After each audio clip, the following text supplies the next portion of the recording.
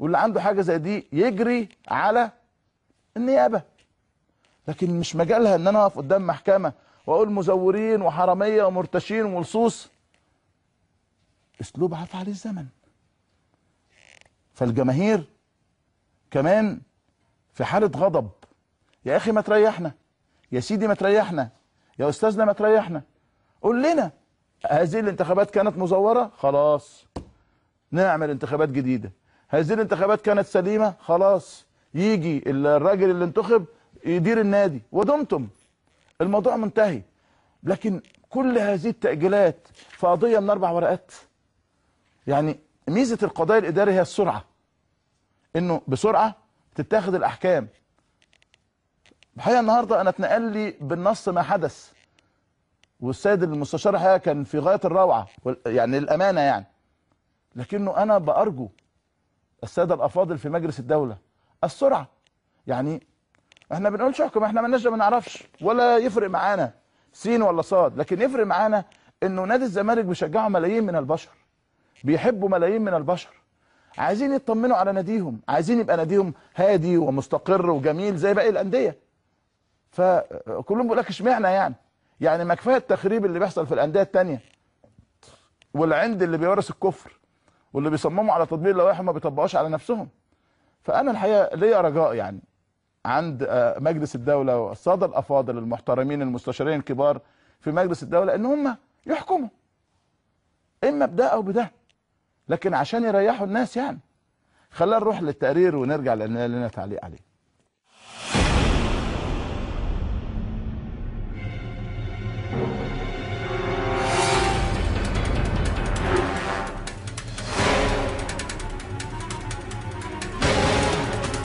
ادي ممدوح عباس، حرامي ونصاب ومزور ومستولى على اراضي الشباب اهو.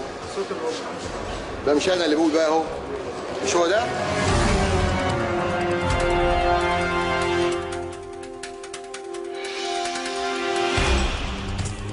ممدوح عباس انا وريت للمحكمه المستندات التي تؤكد انه استولى على ارض بتاع الشباب ب9 مليون، باع نصها بنص مليون، نص مليار 500 مليون، وانه مزور عقود. انا قدمت المحكمه دلوقتي ليه بقدمته؟ يعني ايه علاقه ده بده؟ ان اللي بيزور عقود وتوكيلات بيزور انتخابات. عايز اقول له ان الراجل اعتاد على التزوير.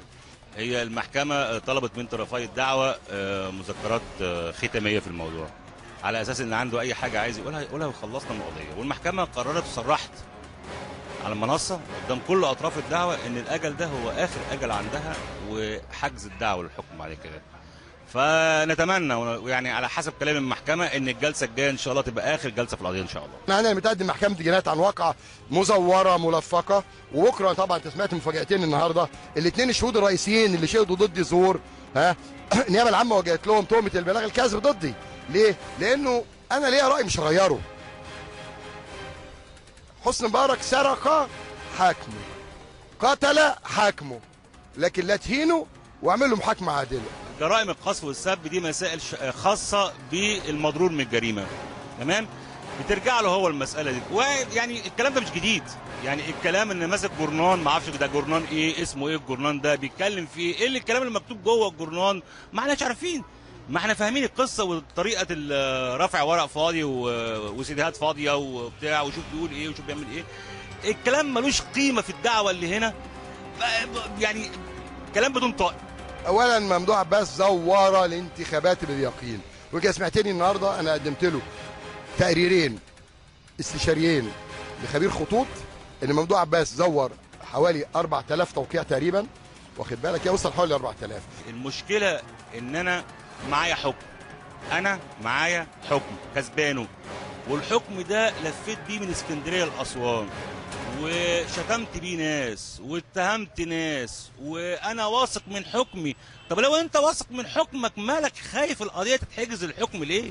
مش انا اللي مطلت، لانه ممدوح رئيس الدايره الاصلي ليه تنحى؟ لان ممدوح عباس كلمه، مش ممكن اكون انا اللي كلمته وانا كنت في السجن لما اتحبست، والدايره كلها اتنحت لان ممدوح عباس كلمها، مش ممكن اكون كلمتها، انا كنت محبوس، واخد بالك؟ يبقى مين اللي يروح يكلم القضاه ويعطل؟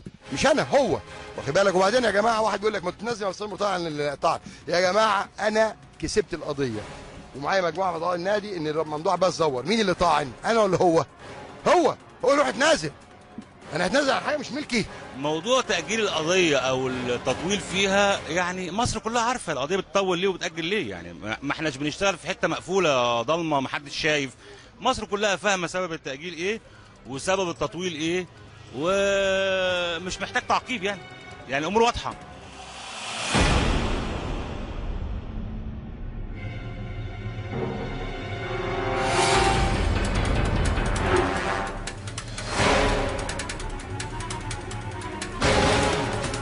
ادي ممدوح عباس، حرامي ونصاب ومزور ومستولي على اراضي الشباب اهو. ده مش انا اللي بقول بقى اهو، مش هو ده؟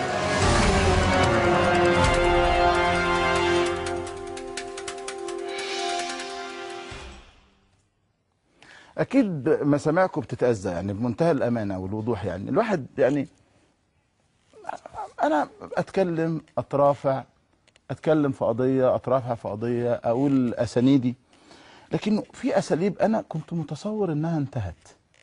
يعني الدنيا اتغيرت، بس مش عارف هي الدنيا اتغيرت في الشكل بس كده، او انه في ثوره ولا احنا بنتوهم ان الدنيا اتغيرت. في قضيه وفي قاضي وفي قاعه وفي ساحه محكمه، خلاص يبقى اتكلم بساحه المحكمه. لكن قذف الناس والسب في الناس واتهام الناس هذا امر غير مقبول يا جماعه على الاطلاق. هذه امور غير مقبوله لا من قريب ولا من بعيد. الحقيقه انا بجد بتفرج وانا بتاذى، يعني بتعب وبتضايق.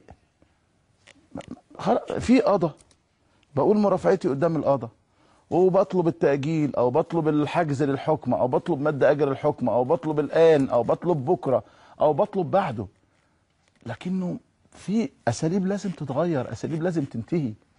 ما عادش ينفع الكلام ده يا جماعه، يعني صدقوني ما عادش ينفع كل واحد. انا بعتذر الحقيقه للاستاذ ممدوح عباس لانه من غير المقبول هذا الكلام. كل شويه النهارده ما بيتكتب في الجرايد تحرش، وبيتكتب في الجرايد تعدي، وبيتكتب في الجرايد مش عارف ايه، وبيتكتب في الجرايد ايه، وبيطلع 99.9 منه كلام فارغ. ما بنقوم من النوم كده الصبح كده وانت كده تاخد واحده على وشك، مره مش عارف ايه ومره ايه ومره ايه ومره ايه ومره ايه. ولو مشينا بده مش هنسكت، مش هنخلص. يعني نفضل كل جورنان كاتب وكل مش عارف ايه كاتب وكل بتاع ايه كاتب. انا مره لقيت جورنان عنوان جورنان قال لك انا عندي نص اراضي القطاميه، وقال لك وعنده خله وسوى. ضحكت. هتعمل ايه؟ هتقول ايه؟ دلوقتي ناس هتاخد ده مني يقول لك شوبير يعترف عنده نص اراضي القطاميه كده. والله العظيم قريت كده. هو جورنان صاحبه واحد صديقي جدا يعني، ولما كلمته قال لي ازاي مش ازاي ارد. قلت له ارد على ايه؟ مش هرد. هرد على ايه؟ هرد على النفي اثبات. هتفضل بقى ترد وهو يرد وترد وهو يرد وتعمل. ده البنت جت وقالت واعتذرت واعترفت وكتبت وختمت وبصمت وقدمت الاعتذار وطلعته في النيابه وطلعته في التلفزيون، والتاني يجي بعد يومين يقول لك ايه؟ اداها 50,000 جنيه عشان تتنازل. الشيطان يعظ. هتقول ايه؟ واحد كده كاتب الشيطان يعظ وكاتب مقال، تعمل له ايه؟ تقول ايه؟ تكتب في ايه؟ تعمل في ايه؟ فالحقيقه يعني اتمنى انه يعني والقضاء الحقيقه هو اللي ممكن يخلصنا من ده. اذا كان مرتضى منصور بيثبت ان الانتخابات مزوره، خلاص اقطع حضرتك احكم ان الانتخابات مزوره. اذا كان السيد ممدوح عباس بيقول ان الانتخابات صحيحه، خلاص قول الانتخابات صحيحه. يا اما ده يخش انتخابات من اول وجديد، يا اما ده يتولى النادي من اول وجديد. خلينا اقول لكم بعض الاخبار.